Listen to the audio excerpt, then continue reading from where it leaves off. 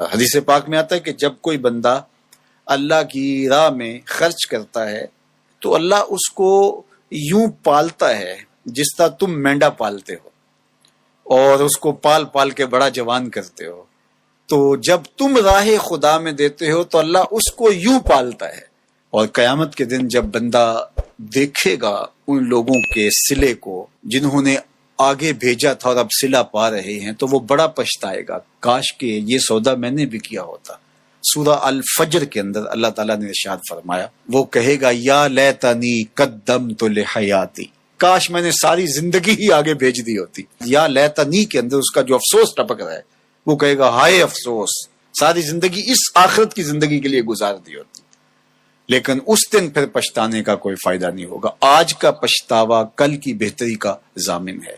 کل کا پچھتاوا سوائے حسرت بڑھانے کی اور کچھ نہیں. بعض اوقات ہم لوگ روزی کمانے کے عمل کو دین سے باہر کوئی عمل سمجھتے ہیں، جبکہ ترمذی میں روایت موجود ہے، حضور نبی رحمت صلی اللہ علیہ وآلہ وسلم نے ارشاد فرمایا التاجر الصدوق الامین مع النبیین والصدیقین والشہداء، سچا تاجر جو امانت دار ہے وہ نبیوں کے ساتھ، صدیقوں کے ساتھ اور شہیدوں کے ساتھ ہوگا.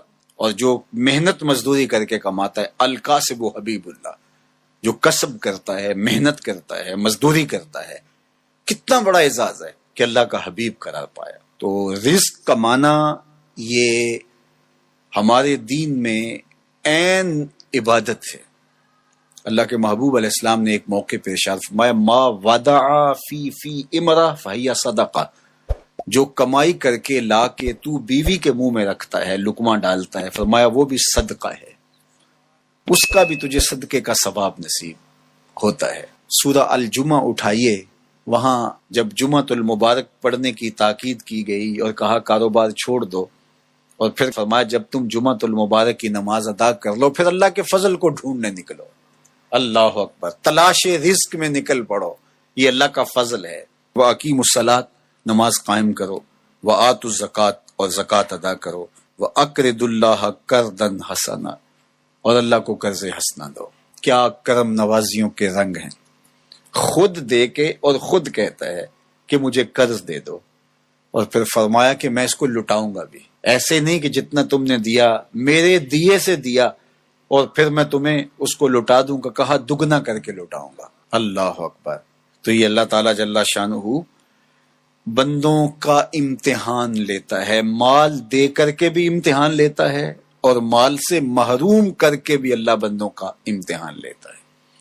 کامیاب ہونے والے جب محرومی مال ہوتی ہے پھر بھی کامیاب ہوتے ہیں، اور اللہ کے بندے جب ان کو دولت دی جاتی ہے تو اس میں بھی وہ کامیاب ہوتے ہیں. اور جو ناکام لوگ ہوتے ہیں وہ کسی حالت کے اندر بھی خوش نہیں ہوتے. تو اللہ کے بندے مال نہیں ہے تو پھر بھی کہتے ہیں مالک میں واہ واہ خوش ہوں جس حال میں رکھا. غربت ہے تو پھر بھی خیر ہی خیر ہے. اور اگر اللہ نے دولت عطا کر دی ہے، آزمائش میں ڈال دیا ہے، تو پھر اس کو راہ خدا میں خرچ کر کے، اللہ کی راہ میں لٹا کر کے اسی کو قرضے میں دے دو. جب اسی کو قرضے میں دے دیا تو وہ دولت بھی محفوظ ہو گئی اور واپس پلٹتے ہوئے وہ کئی گنا ہو چکی ہوگی. اگر بندہ اس نقطے کو سمجھ لے تو کبھی بھی وہ راہ خدا میں دیتے ہوئے پریشان نہیں ہوگا کہ یہ تو میں اللہ کو دے رہا ہوں، قرضے میں دے رہا ہوں، اور اس کا وعدہ ہے کہ میں لٹاؤں گا ضرور، اور اللہ کے وعدے سچے ہوتے ہیں. اللہ اکبر. تو جن لوگوں نے اس اللہ کے وعدے پر یقین کیا اور پھر اس کی راہ میں بانٹا، وہ کبھی بھی مسکین نہیں ہوئے، کبھی بھی غریب نہیں ہوئے. وَمَا تُقَدِّمُوا لِأَنفُسِكُمْ مِنْ خَيْرٍ تَجِدُوهُ عِندَ اللَّهِ، جو تم بلائی آگے بھیجو گے، جو نیکی آگے بھیجو گے، اللہ کے ہاں اس کو پالو گے. کوئی بھی نیکی، صدقہ ہے، خیرات ہے، زکوٰۃ ہے، سجدہ ہے، قیام ہے، دکھی کی مدد ہے، حتیٰ کہ کسی کو مسکرا کے ملنا بھی ہے، جو تم نیکی آگے بیچے تاجدوہ عند اللہ، اللہ کے ہاں اسے پالو گے. اللہ اکبر.